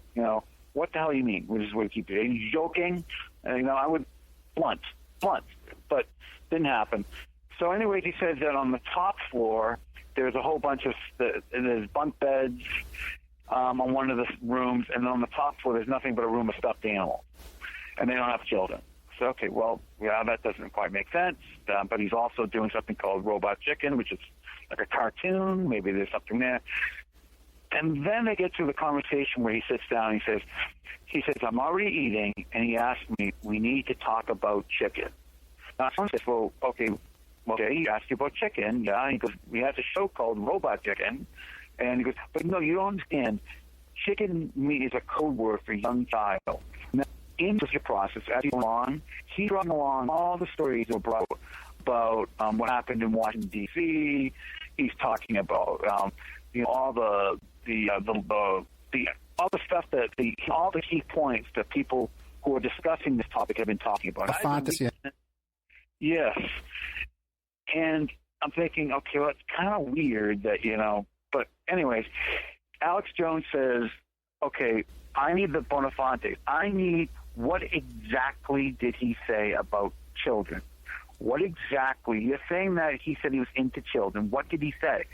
Well, you got to understand, when he told me that, it was like a big boom in my head, and he went a roundabout way, would not say the exact words. Now, well, I don't really remember.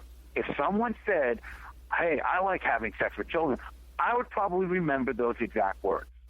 I could be wrong, but I would probably remember that. He would not say those words. And then he went on to say, Alex Jones went on to say, well, are you saying, chicken is not, him saying he what about chicken is not enough? And he really he could not hammer him down with the exact words. And my view is that, okay, if you're going to go this far forward and you're going to say the word Seth Green's a pedophile, and you're going to say the word Steven Spielberg's a pedophile, and Tom Hanks, and on and on and on and on, then why would you be so hesitant to say the exact words that were said to you? You've already said everything else.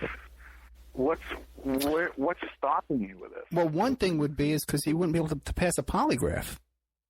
If I'm quoting you, and then that's a question in the polygraph, did you hear him say this? You're not going to pass that, But I don't know if he's thinking that far ahead.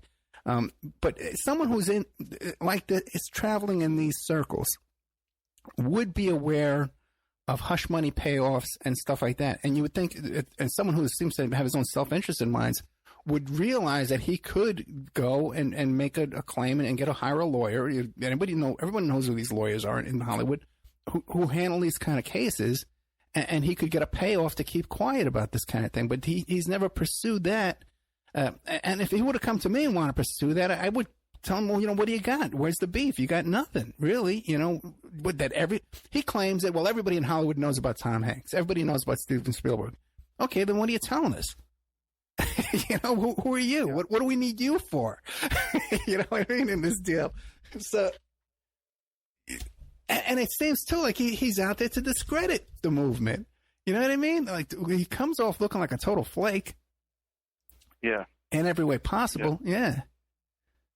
There's something, again, it's, my view is that, what if this is just an orchestra? Because it seems like kind of a sarcastic type of thing that you might get from a Seth Green. It seems like a sarcastic type of thing you might get, like, from these other comedians, because they all work together. Right. We talked about Seth Green. We talked about, Dan Harmon. We talked about Michael Ian Black. We talked about all of them, and they all seem to have worked together, or closely together. So why wouldn't it be in their interest to say, we're going to pull off, the biggest sham ever, and make this and make everyone look like fools, so we can show that people are gullible. And the only thing that will backfire, if that is the case, and I don't know if that is the case, is that he's now asking for real victims, just of any type of sexual abuse, to come forward, tell their story, and he's going to, on Monday, put all these stories out. It's going to be #survivor stories. So if they take it to that step, where they're actually using survivor victims to try to discredit something, then we know that, okay, they're never going to survive that. I mean, that's just beyond cruel.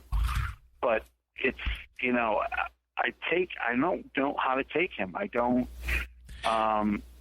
It kind of it reminds me of the Veterans on Patrol thing about the pedo camp, those guys in Tucson. Yeah. The way that thing that thing was, that thing was clearly promoted by these viral guys behind the scenes contacting me with fake accounts saying, hey, you got to put them on the air. Hey, you got to play this video. Hey, and then a lot of guys fell for it right off the bat, And it seems like this thing, I wasn't contacted in this. Maybe they're catching on that I'm not the right guy to help promote their crap. But this seemed to have that same kind of takeoff on its own, and the same people promoting it, It does, and it,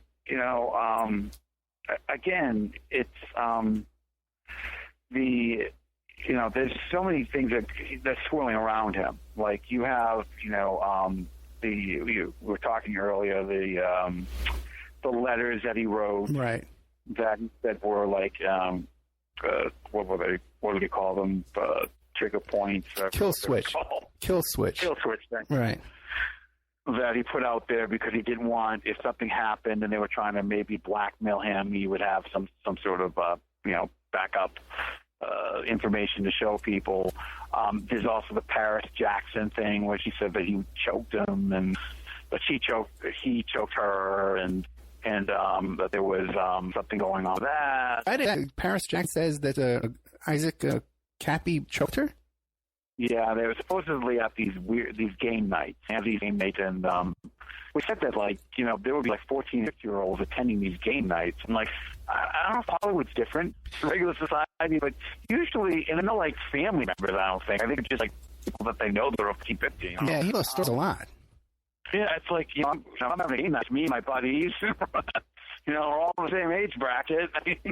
But I don't know. But anyways, he was talking about, she had made a claim that Isaac had choked her during one of the meets. And she had also, I guess, has now been reported that she had moved out where she was living from, and that she had security because she feels that he's unbalanced, and that at this point she is, and even Seth Green's wife stated that she felt that he was having a psychotic break of some sort, which all that can be. I can go both ways. It could just be using that to discredit him, or right. It could be the other way around. It's 100% true. I mean, but the other thing too is he wrote his own story on 4chan, where what do you call it? Where he describes his event where he thought people were following him and people at a bus stop, and all this kind of stuff. And then he actually went to a friend's house who took him in, and they called the cops on him because he was acting crazy, and the cops took him to a place to voluntarily commit himself. The Opperman Report is brought to you by SubhashTechnosis.com. Subhash Technosis is a search engine optimization and website design company. They're located in India, so you're going to save a lot of money and get top quality service. They offer all sorts of business process outsourcing, data entry, banking BPO services, recruitment process outsourcing, software testing, offshoring, research network, customer care, press release, content writing and distribution, and much, much more. Now, you can get a hold of Subhash Technosis by email at info@subhashtechnosis.com. Their website is www.subhashtechnosis.com, and their Skype is ANUSHASUBASH. Remember, all these shows are brought to you by emailrevealer.com. You can go to emailrevealer.com and get a copy of my book, How to Become a Successful Private Investigator. You also do all the kind of different services for you. Online dating service investigations called an online infidelity investigation, and all kinds of digital forensics, computer and cell phone digital forensics, where we can recover deleted content from an email or a hard drive and produce a report for you that you can use in court. That's emailrevealer.com, or you can contact me at oppermaninvestigations@gmail.com. It's the Opperman Report. And now, here is investigator Ed Opperman. So it seems like a bunch of well-meaning people, who aren't part of this big conspiracy. Obviously, you call a couple of cops, they're not going to be part of this conspiracy right off the, at 9 o'clock on a Friday night, 10 o'clock on a Friday night. Yeah. They weren't tipped off in advance, and they thought he was crazy enough to suggest he commit himself, so, for evaluation. Which would make a lot of sense. I mean, it would make a lot of sense, and it's if you see his mannerisms and kind of how he acts, right? It's he'll do a periscope and say, "Oh, it's time for a big hug," and he'll start hugging the camera, and it's just these. It seems like he's loving the attention, but not loving the cause, and that's what bothers me. It's like, you need to take yourself out of the equation. Don't put yourself in the. You say, you could easily come out and say, not even show yourself. This is who I am. These are my allegations. I'm now going to the police with the allegations, and leave it at that. But it became this whole big, dramatic, oh, I'm doing this because it's his word, doing it because he believes that and which it's a very good sentiment, and actually I wish more people had this, that we shouldn't have to live in a world where we have violent, pedophiles running, calling the shots, meaning that people who are, and I believe he also made a statement that, a lot of the world is run by blackmail. I do agree with that. I think a lot of people are compromised, so things get done. But it seems like, again, a lot of that's taken from other people's work. It's a lot of people, this work that's been done for years and years and years and years. And it seems like he's putting all that out there in one big ball. I just hope it doesn't blow up in people's faces. It also seems, too, like, again, back to the guys with veterans on patrol, like, if you come across what you think is a crime scene, wouldn't you take a nice, sober, methodical video, step by step, and instead of these frantic, there was even one they posted where they're driving over to the scene and where the skull was found, and they're talking in the car. What is all this?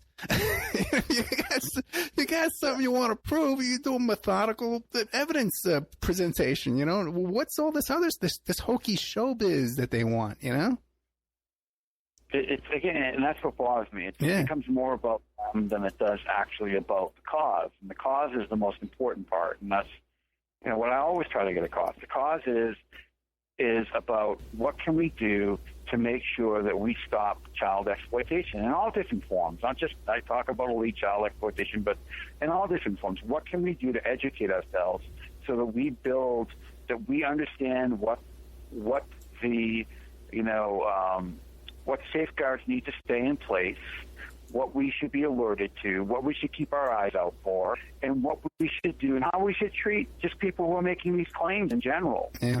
And that's the basis, the crux of this whole movement should be. When I talk about, like I said, I very rarely talk about my own experiences, and I try to keep myself out of it. I don't do videos. I don't show myself on camera. I don't do any of that because I don't want this to be about me. And I said this from the beginning. I want this to be about the people I'm representing. And, do I have to take a lot of the flack? Of course, it's part of this going there. But when I'm sitting there talking about, what's happening with the Jackson victims, I'm not backing down because I think that, this is not about me. It's about them. They need a voice. They need people to say, hey, look, this needs to be looked at in a different perspective. Or if I'm talking about what happened with the Cosby case, that people still are arguing that case. Tom Mesereau, by the way, is saying that it was the biggest injustice he's ever seen. I mean, it's like, how much more do we need to have put in our face before we start understanding that, we need to start listening to people who are coming forward with these stories. Mind-blowing that Cosby would fire Mesereau. He's never going to get an advocate like that again. This guy's going to die in prison. There's no doubt in my mind at this point that there's no way he's going to be able to get better representation than he had there. He's in September. If he makes it, even if he makes it to, they're saying his health is really failing. He might not even make it to the sentencing hearing. But it's this again, the apologists. Well, this is all nothing but a setup. This is all nothing but to bring him down. This is all nothing. This is all about racial component. It's like, no, this is about a group of women who all basically giving the same story, and who we actually paid off and admitted to having sex with. This is all about the fact that you have to look at the pattern of behavior. Does it make sense? Yeah, it does. It does. Yeah, and here's a guy, too, had a comedy bit talking about Spanish fly, which he interprets as Spanish flies as a knockout drug. Where I grew up with those same ads in the back of the comic book, Spanish fly was an aphrodisiac to make women horny. It wasn't to knock them out, but in his world, this was a rape drug to knock people out. Like, he thought everybody was buying it. It's unbelievable, and it's getting to a point where it needs to be looked at. And then the weird thing about this is that there is we're talking about Isaac Cappy. There's actually a sort of fight going on between Isaac Cappy and Corey Feldman. Oh, really? It's rather telling. So they're both sort of battling. Well, Isaac Cappy isn't asking for money, so I'll give him credit for that. But yeah, Corey Feldman he's also suing Judy Haim. He's actually put a lawsuit out for defamation or threatening. He said he's getting threats. Somebody said they wanted to gang rape him or some, if I had gone to the police, the amount of stuff I see on my page, I would be going to the police, once a week. Wait, you tell me that Feldman actually filed a lawsuit against Judy Haim? He filed a restraining order. A cease and desist, probably. Okay. Yeah, and that's the LAPD. Yeah, that's a whole other. Yeah. And that's a whole other thing. Like the stuff that would go before you'd file a lawsuit. There's all kinds of restraining orders, like you said. You would do cease and desist letters, and there's ways too. By the way, I don't even want to give up too much information, but there's ways to do that where then you can't talk about it. You can't even say, "Hey, they got a restraining order against me," or "Hey, I've been sent to cease and desist." So there's a lot of times there's negotiations and stuff going on in the background that never make it to the press. But anyway. Yeah, but yeah, that's the story on that. But it's just funny because, Corey Feldman went off and said, because what happened was Isaac Cappy said, Steven Spielberg's a pedophile. And see, Corey, I didn't need $10 million to say it. I just said it. So that, of course, got back to him. And now there's this whole, Twitter feud or whatever that's going on with him. But it's, again, what they have in common, in my personal opinion, it's I. Right. It's not we. It's not we're going to make this happen. We're going to do something. It's and he and then when it is we, he does have, we're going to have a campaign and we're going to do stories about survivors and it then goes back to I again. So people just don't get that point. They say, well, you're talking about we, yeah, but you got to listen after. It goes back to I. And but what bothers me is I hope this doesn't just turn out to be another sort of not just flash in the pan, but well, it seems like with Cappy, it seems like he just walked right into it. That now he's associated with QAnon and all these, and people are calling for more censorship on YouTube because every name he mentioned now. So it just seems like he's just playing right into the hands of the people who are on the other side of this issue. It's exactly what it seems like, and you have to be careful when you come forward with these. You have to be, the idea is, well, I'm just going to do it nonchalantly. I'm just going to come out with it. I'm just going to. There's, the reason why there's methods of doing things and why there's steps to doing things is because exactly what you're mentioning is discrediting. And it's, you're making yourself look unhinged. You might not be trying to do it, but that's how people are seeing you if you're not, really taking it, step by step. And even Alex Jones can kind of call that out. And there's plenty of times on his show he looks unhinged. That's a whole lot. When you okay, wait a second, this could be something that's totally a nothing burger. Well, now, you and me, we've been talking for a few years now, right? And have you noticed that suddenly this has become a popular topic, that all these alt media hosts and stuff like that, and all of a sudden now that they're lifelong child advocates, when like just a few years ago, they were talking about Jade Helm and Walmart tunnels and all. It's like the new fad. I think it's because, I think what happened was that when that whole Pizzagate thing exploded, back in election, what happened was that people looked into it.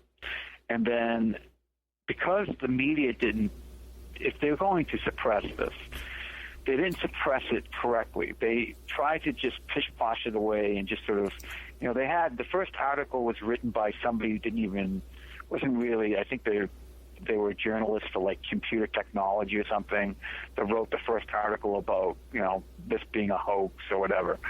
So people started saying, well, wait a second, why are they not getting deeper into this? So then that became to some traction, and they don't realize that what happens to the internet and social media is that, okay, so I look into it and I talk to somebody, and I say, you might want to look into this. They look into it and they talk to somebody, and it just goes back and forth, and then eventually the people who are creating the content are saying, well, gee, we can get a broad audience by talking about this topic because look at how many people are, how many hits this person's getting by talking about the latest FDA. And I think there are a lot of people in it for the right reasons, and I think there are a lot of people in it because they know that it helps their platform, it helps them getting subscribers. Now, I've had a YouTube page for years. I've done very little with it, and I never ever thought of, well, I'm going to go and monetize anything. I could care less. I mean, this is, I'm not professional enough. We'll put it that way. The person with this document is helping me. I'm not professional enough, and I can't do it. There are people that do it, like yourself, that actually are and have, again, the bona fides and have that going for them. I don't. But there are a lot of people that are in my position that don't, that will put out a video and just throw it out because it's the headline. They'll have some robotic voice go on and then try to get a whole bunch of followers. I'm smart enough to know I can do a page, I can do a Facebook page, and I can do some written posts, and I can do some this and that. I'm okay with that. But I'm not a YouTuber, and I'm not someone that can put out, really good content. I'll put it out just because sometimes I feel I have to get a message out, but I know it's not going to be watched by many people. It just is. Well, we're out of time, but the thing is, a lot of these guys too, they're just staring into the camera. They got a blank wall behind them. And I hate to tell you, a lot of times they're just making it up as they go along. Because I'll be talking to the witness that they're talking about. I was just on the phone with the guy, and they're doing a video about it, and I know they never talked to the guy. So there's that. What are you gonna do though, man? Mike Parziale, listen, man, thank you so much. Always great content whenever you come on the show. I can't say how much I appreciate it. So real quick, tell people how to find you and about the new film. Sure. Again, it's I don't know why it's with www, but it's www.mjvictims.com. For some reason, you put MJ Victims, it doesn't come up. Really? But www, I have to talk to the person who's handling the site, I guess. And if you go to mjvictims.com, www. You can see the page there, and I've been posting updates of how the document coming out, and I want to say maybe a month or two it will be out, and there's going to be advertising before it. I'll try to make contact and get the word out there because I want as many people to see it and spread the word because it's a unique piece. It really is. It's just discussing something about the Michael Jackson case. I don't think that's really been delved in deeply, which is the fanaticism that goes along, and not just fanaticism from regular fans, but from some other celebrities and high people, etc. So I will keep people posted, and I hope that people come visit the page and check it out. Mike Parziale, thank you so much, man. As soon as your doc's up, give me a call. We'll put you right on here. Okay, great. Thank you. Good night, Mike. They had Mike Parziale. Great content always. mjvictims.com. www.mjvictims.com. And if you like the show, don't forget to check out oppermanreport.com. Become a member. Got a lot of content in there. Member section that you won't find live on the air.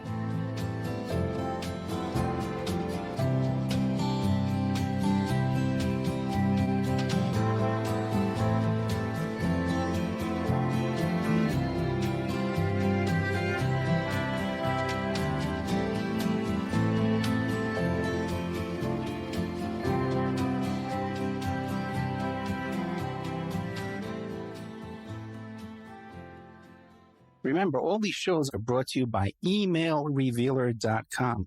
You can go to emailrevealer.com and get a copy of my book, How to Become a Successful Private Investigator. You also do all the kind of different services for you. Online dating service investigations called an online infidelity investigation. And all kinds of digital forensics, computer and cell phone digital forensics, where we can recover deleted content from an email or a hard drive and produce a report for you that you can use in court. That's emailrevealer.com, or you can contact me at oppermaninvestigations@gmail.com.